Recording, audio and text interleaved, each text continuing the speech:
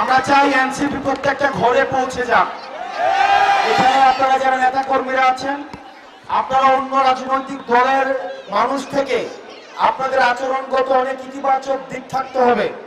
অনেকে চাঁদাবাজি করবে, আপনার এদিকে এগুলো করা যাবে না। টেন্ডারবাজি থেকে দূরে থাকতে হবে, সামাজিক বিশৃঙ্খলা থেকে দূরে থাকতে হবে এবং সমাজের মধ্যে ন্যায় এবং ইনসাফ প্রতিষ্ঠার জন্য এনসিপির নেতা কর্মীরা সর্বাগ্রে কাজ করতে হবে।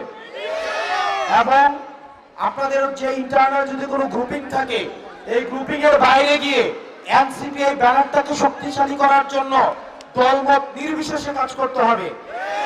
আমরা জানি এই প্রোগ্রামের জন্য আপনারা অনেক শ্রম দিয়েছেন, অনেক ঘাম দিয়েছেন, অনেক অর্থ খরচ করেছেন এবং এই গ্রুপিং গুলাকে একপাশে রেখে প্রোগ্রামটাকে সফল করার জন্য চেষ্টা করেছেন। এই প্রোগ্রামকে সফল করার জন্য যেভাবে চেষ্টা করেছেন, ঠিক একইভাবে এনসিপির ব্যানারটাকে ভৈরবে সমুন্নত করার জন্য আপনাদের একসাথে চেষ্টা করতে হবে।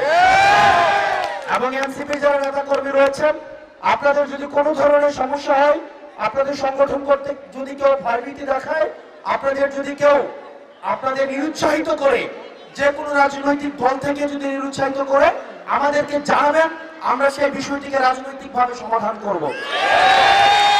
আমাদের মা বোনেরা যারা আছেন, আমাদের নারী উইং যথাযথভাবে কাজ করছে, আপনাদেরকে আমরা স্বাগত জানাই। আপনারা জানেন যে আমাদের নারী উইং এ সামান্তা আপা আছেন, নিভা আপা আছেন, ডক্টর তাসনিম জারা, তাজনুমা জাবিন আপাদের মতো ব্যক্তিরা এখানে কাজ করছেন। সুতরাং এখানে নারী যারা আছেন, আমরা চাইবো রাজনীতি নারী বান্ধব রাজনীতি করার জন্য, যেটার মধ্য দিয়ে আমরা একটা সবার অংশগ্রহণের মধ্য দিয়ে একটা সমৃদ্ধ বাংলাদেশ গড়ে তুলতে পারবো।